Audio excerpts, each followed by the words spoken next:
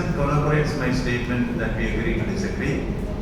I have made it very clear and circulated among the media the weight of each bill that is sent to this Rajma. There is no bill which is pending here.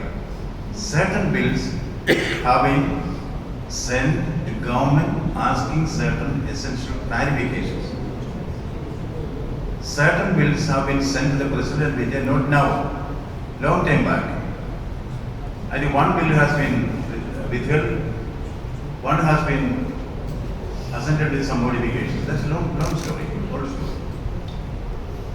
No bill will be kept deliberately pending here.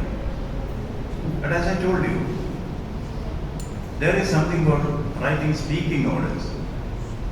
When we take a decision on a file, we have a responsibility to the people that we have considered all aspects of the issue, analyzed it from various angles.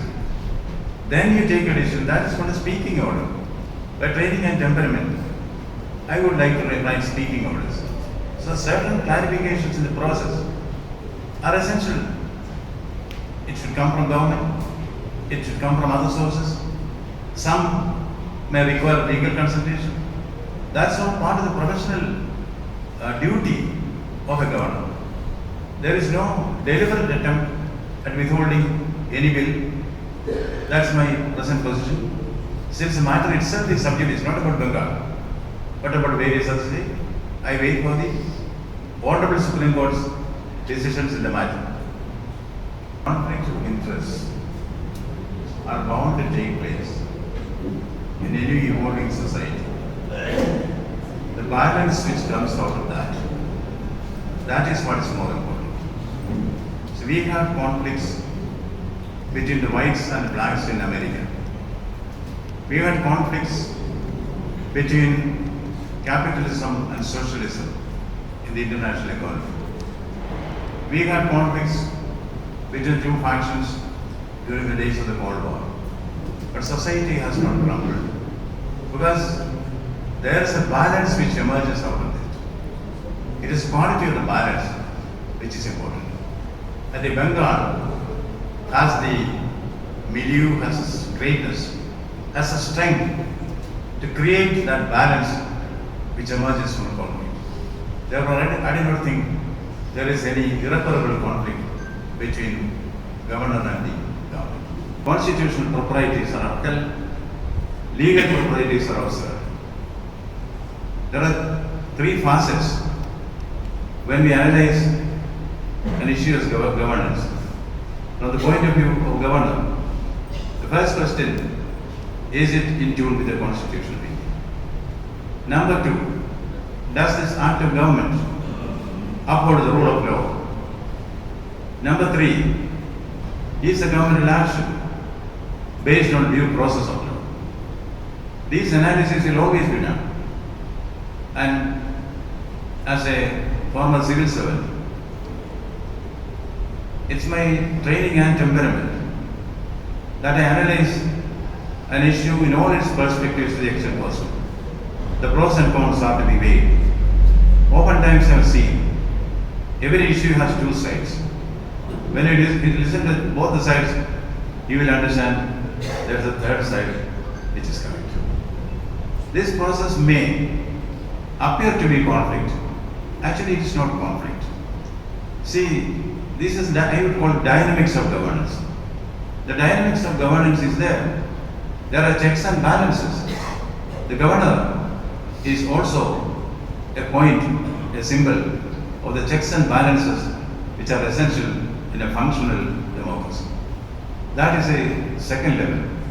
The third level, the chief minister, here or anywhere, is a politician. Yes, politics has a grammar which is different from that of governance. When we say good governance, you know, India is also a signatory to the UN principles of good governance. India is trying to follow that. Transparency, inclusiveness, there are all facets which are important in good governance. So, when an issue is tackled at a political level, it may not take into account all facts of good governance inclusiveness. It's for the government to see it objectively and intervene with appropriate corrections at appropriate time. These three phases of the relationship between the governor and the chief minister.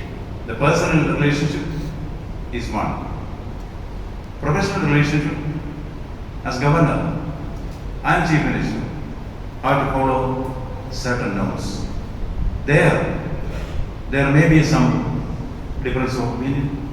What I can candidly tell you, what I have accepted here and my esteemed constitutional colleague has also agreed, is that we agree to disagree. Even when we disagree, there can be the highest norms of civilized conduct, public utterances. I would like to point out to you, because you have been watching these developments very closely, and I have been immensely benefited by the input which we give formally and informally. I would like to say that if there is respect for each other's point of view, even opposites can coexist together. That is the style which we have adopted here. We agree to disagree. When we disagree, we do not resort to agreement. In all humility, I can tell you, in the last 1 year, I have never uttered a word or written a word against my constitutional colleague. But on issues, we have differed. Certain actions of government have been questioned.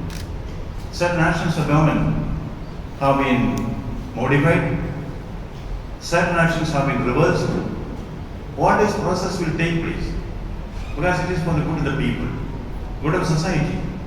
I think that kind of a balancing is always there.